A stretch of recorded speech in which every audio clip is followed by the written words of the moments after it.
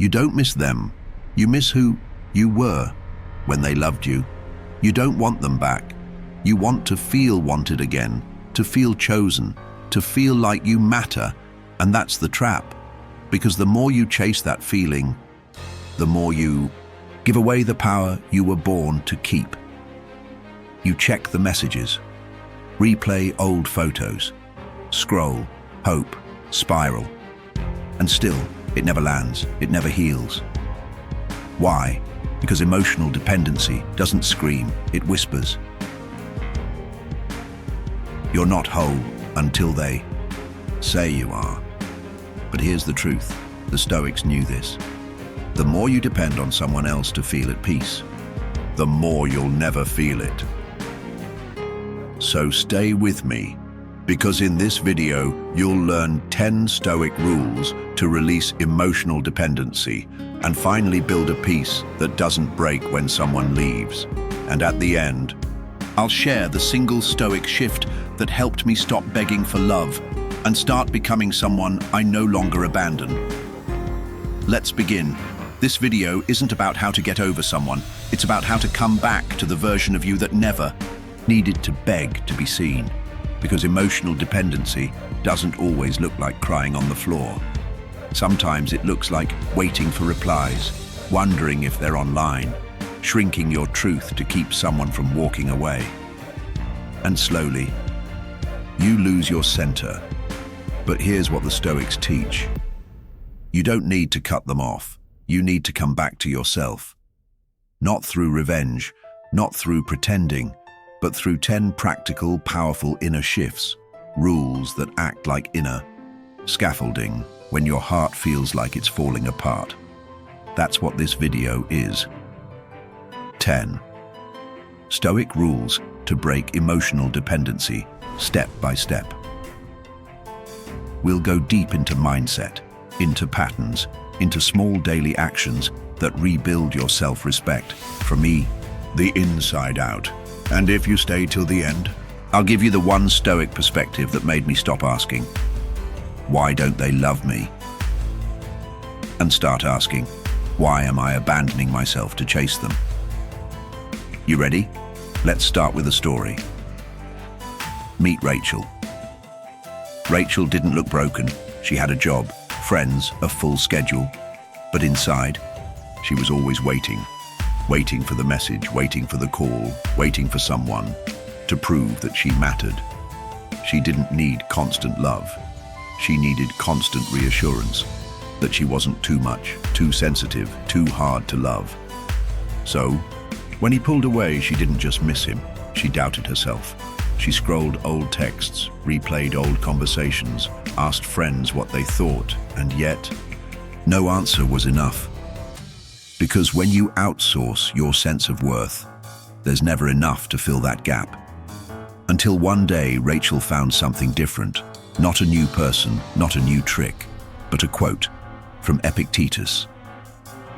If you want to be free, don't wish for things to happen as you want.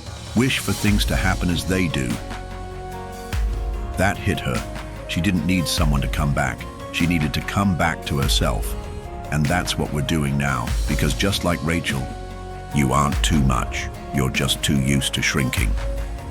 Let's start unlearning that, one rule at a time. Rule number 1, unlink your worth from their response. They read it, they didn't reply.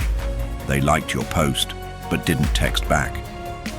They were online, but not with you, and suddenly, you spiral. What did I do wrong? Did I say too much? Maybe I'm not enough. And just like that, you tie your self-worth to someone's silence. But here's the Stoic truth. Your value is not measured by someone else's capacity to see it. They're not ignoring you because you're unworthy. They're just focused on themselves, their mood, their limits. And none of that is in your control. What is in your control? How you interpret their response, or lack of it. Epictetus said, "We are disturbed not by events, but by the views we take of them." Here's your shift. Stop using their silence. as proof of your inadequacy. Start using their silence as space for your self-reclamation. Try this. Every time you don't get the reply, the validation, the attention, say to yourself, their response is a reflection of them, not a verdict on me. Then breathe, sit tall, and do one thing that reconnects you to your own energy. A walk, a workout, a journal entry, a moment of stillness, because your worth is not found in their fingers, their typing, their texts. It's found in how you hold yourself when no one else is holding you. Rule number 2, feel the void, don't fill it. They leave, they stop texting, they move on, and suddenly, your chest feels hollow, your nights feel louder, your phone feels heavier. That emptiness, it's real. It hurts, and every part of you wants to escape it. So you distract, you reach out, you re-download the apps, you chase anyone who can fill that space. But here's what you forget. Not every void is meant to be filled. Some are meant to be felt, so they can be healed. The Stoics didn't fear pain. They sat with it, they studied it, they turned it into power. Marcus Aurelius wrote, "If you are distressed by anything external, pain is not due to the thing itself, but to your estimate of it." In other words, the void isn't the enemy. Your panic around it is.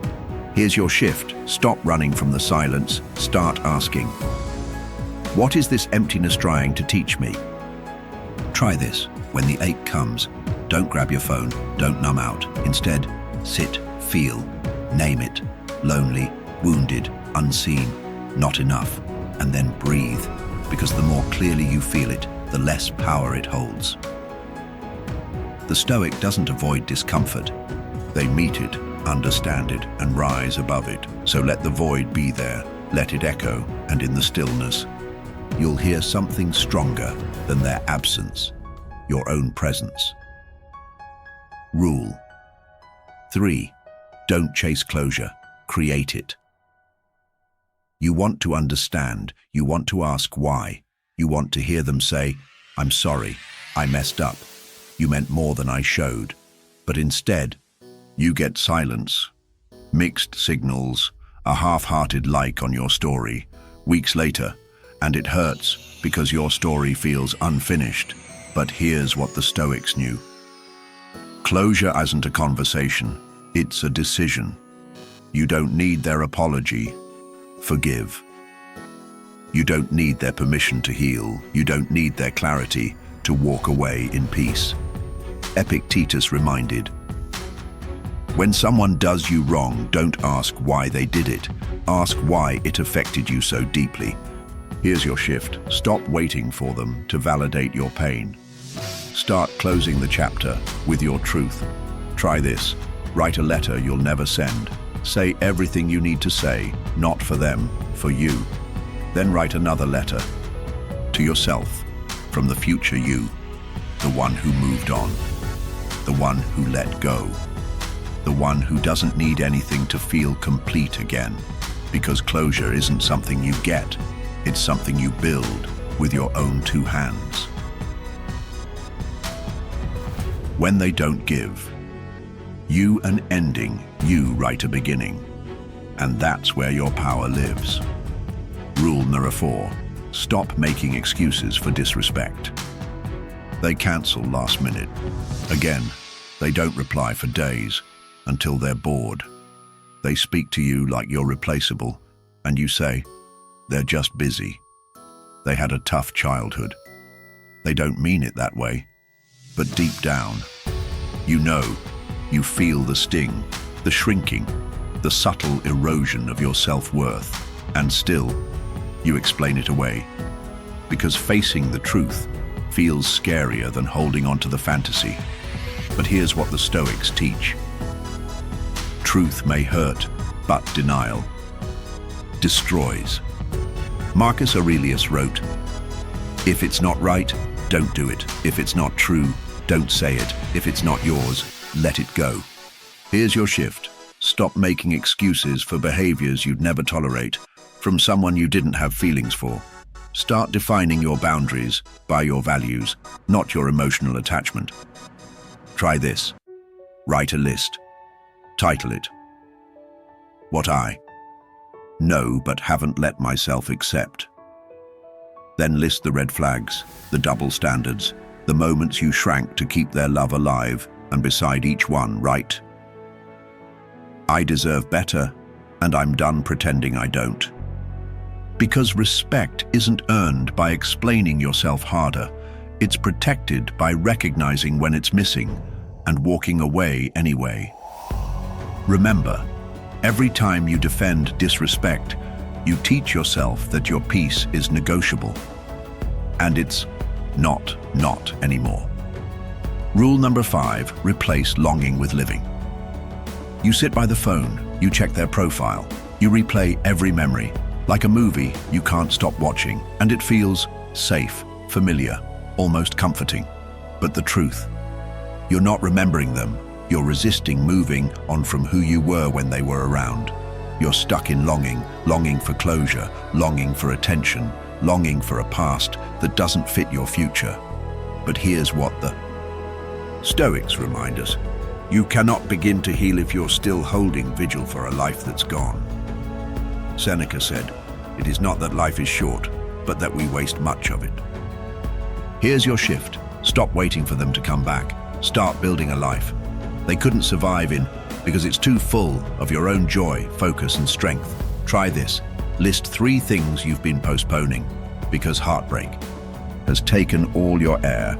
Then pick one. Enroll. Book it. Start, not to get over them, but to return to yourself.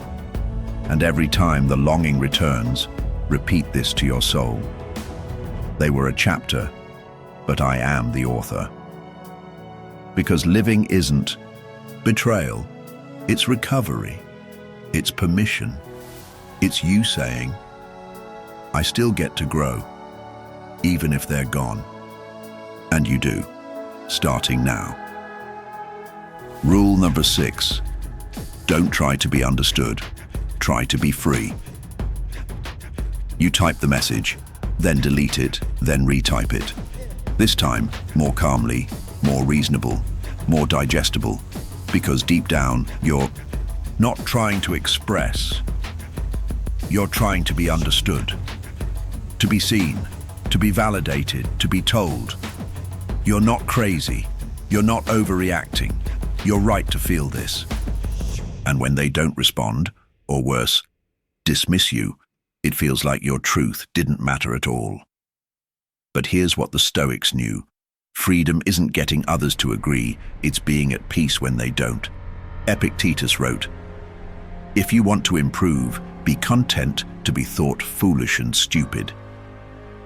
Let go of the performance. Let go of managing their perception. Let go of trying to get them to validate your reality. Here's your shift. Stop trying to be understood by someone who's committed to misunderstanding you. Start trying to be free from needing anything they can't or won't give. Try this. Next time you feel the urge to explain, ask, what do I hope to get from this, and can I give it to myself instead? Peace, validation, relief. Give it to yourself first, because when you stop chasing their comprehension, you start cultivating your own inner clarity. The most liberating moment isn't when they finally get you, it's when you realize they don't have to. Rule number 7. Build a routine that centers you. Heartbreak makes your days blur, mornings feel heavy, nights feel endless, and somewhere in between, you lose track of time, your body, yourself. You eat randomly, scroll constantly, sleep late, wake tired. Every day feels like survival. But you're not moving forward. You're just orbiting pain. Here's what no one tells you. Emotional dependency doesn't just need closure, it needs structure. Not to look productive, but to give your nervous system a rhythm again. The Stoics weren't robotic, they were rhythmic. Marcus Aurelius didn't wake up waiting to feel like it. He woke with intention. He wrote, "At dawn, when you have trouble getting out of bed, tell yourself, I am rising to do the work of a human being." Here's your shift. Stop trying to heal without anchoring yourself first. Start building a routine that centers you, mentally, emotionally, and physically. Try this. Design a 60-minute morning ritual. It doesn't need to be fancy, just consistent. 10 minutes of movement. 10 minutes of stillness, breath, meditation, prayer. 10 minutes of journaling. How do I feel today? What do I need most from myself? 10 minutes reading Stoic philosophy or reflection. 20 minutes deep work. Even one small win then. Repeat. Every day, even when it's hard. Especially when it's hard. Why? Because when you're emotionally dependent, the most dangerous thing is too much empty space. That gets filled with anxious thought loops and longing. Routine isn't just structure, it's sovereignty. It's you saying, I still matter, even when they're gone. Especially when they're gone. And the more you show up for yourself in predictable, gentle, disciplined ways, the less you'll need unpredictable people to make you feel safe. Build the day you don't need to escape from, and watch how that day starts rebuilding you. Rule: resist the urge to reopen the door. It starts with a thought, a song, a memory, a random night where everything feels quiet. And then, the urge, just one message, just to check in, just to see how they're doing. Your fingers hover, your chest tightens, your mind races. But here's the truth. It's not about them, it's about escape. Escape from the discomfort, the emptiness, the unknown, and you tell yourself, it's harmless, it's just curiosity. I'm over them anyway. But here's what you're really doing. You're reopening the door to the very pain you fought to escape. The Stoics believed in stillness, not just on the outside, but within. Epictetus warned, if you want to be free, don't allow yourself to be driven by every impulse.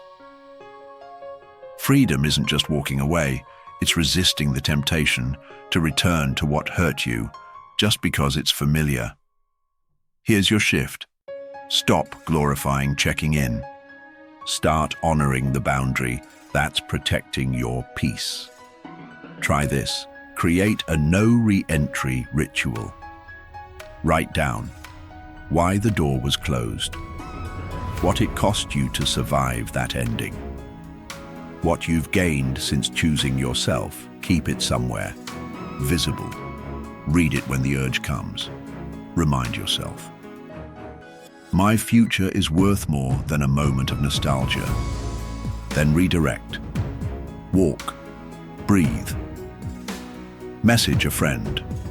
Write to yourself, not to them. Because every time you resist that message, that story, that quick fix, you build a stronger you. Sometimes, peace isn't found in what you start, but in what you don't restart. Honor the door you closed. It led you here. Now keep walking forward. Rule number 9. Give yourself what you kept waiting for.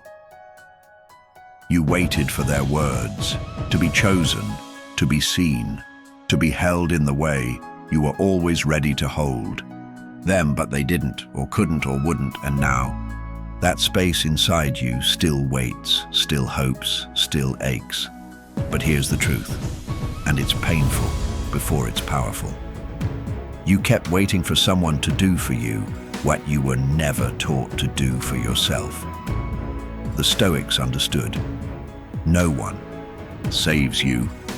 No one completes you. You become whole. When you stop outsourcing the work of loving yourself. Marcus Aurelius wrote, "The happiness of your life depends upon the quality of your thoughts, not someone else's words, not someone else's attention, your own inner voice, your own inner actions. Here's your shift. Stop expecting someone to finally say what you always longed to hear. Start saying it to yourself, for real, out loud. Try this each morning. Ask, what did I need from them that I can give to myself today? Was it affirmation? Say, you're enough, even now. Was it patience? Breathe, move slower. Was it care? Cook, rest, hold space, because the healing isn't in the past, it's in the mirror. And every time you choose you, the part of you that once begged for love starts to feel something deeper. Safety, trust, home. You waited long enough. Now show. You as the person you've always needed. Rule Dafka 10. Protect your peace like it's sacred. You've done the work. You've walked through the fire.